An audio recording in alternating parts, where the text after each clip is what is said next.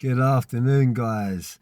How's everyone doing on this cold, breezy, sunny Sunday afternoon? Hope everyone's doing well. Hope you're all in the best of health, best of wealth. Hope you're being the best version of yourself you could possibly be. I really do. And I mean that. Hope everyone is having a good 2024 so far. For me, 2024 is positive. Every day I wake up, I've got good health, I've got food in my cupboard. I've got a roof over my head. I've got a lot of love in my family. Every day for me, I wake up like that is good. There's people in this world a lot worse off than what we are. So, yes, guys, I'm in a positive mood. I hope you guys are too. And I know there's quite a few of you which actually wait for my content each day. A big shout out to you guys that wait for my content each day.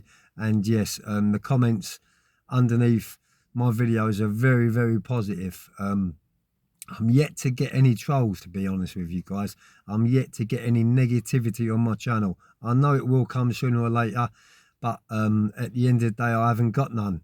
So yeah, it's really going well. It really is going well. My channel's picking up. I'm starting to upload a little bit more content, and that's because of I'm not at work this time of the year. It's too cold to get up on the old roofs, and I'm a what you call a handyman. I can put my hand to anything. So yeah, I'm just having a little bit of time of having a bit of a break.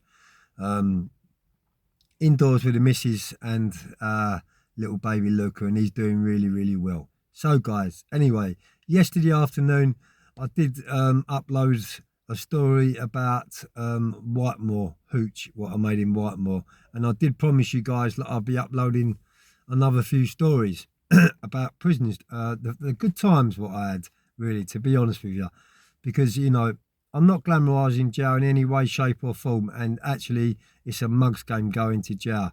But when I look back over the years, I had the best times, some really good times, actually times what I'll never ever forget and I'll take to my grave with me.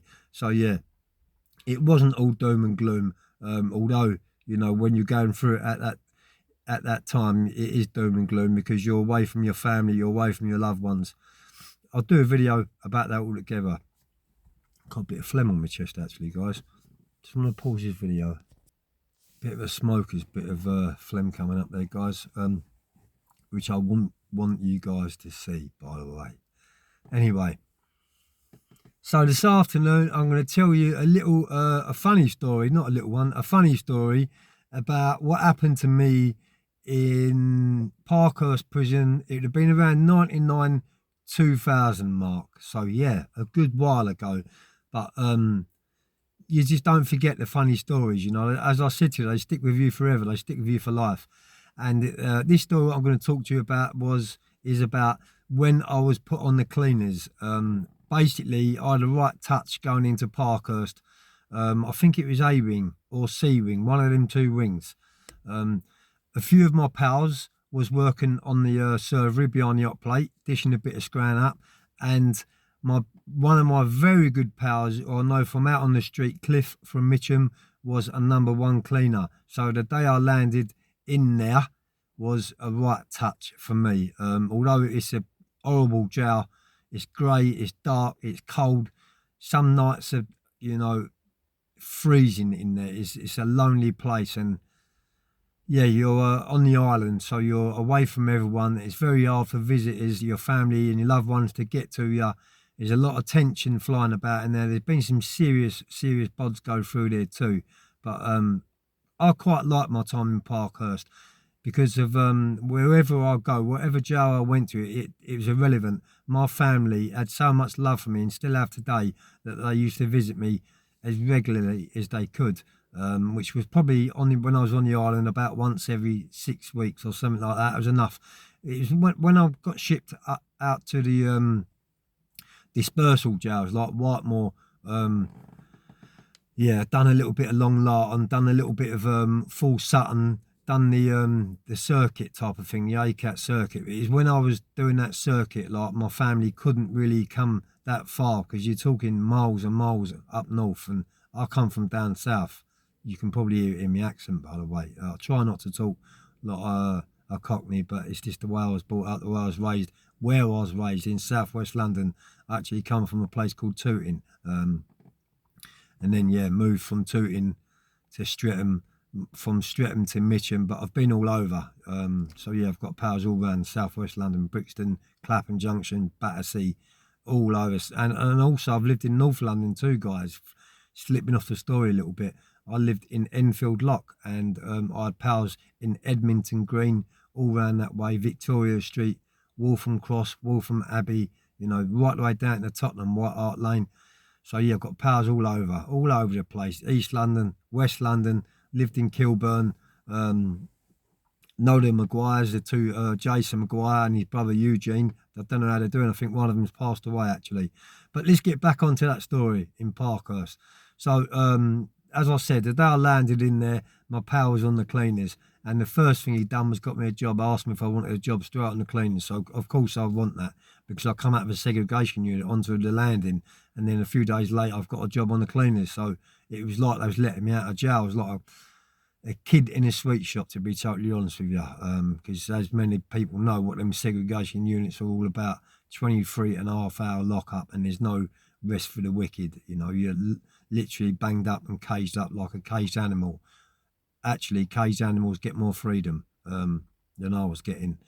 And yeah, I was down in segregation units for, you know, at 9 months at a time, 6 months, and long periods. It really was. So for me to be here today with a good head on my shoulders, with a sane mind, is not far from amazing, to be totally honest with you. The amount of burb what I've done and what I've been through, you know, I've been nutted off as a kid.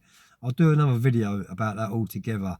When I was wrongly put into a lunatic asylum.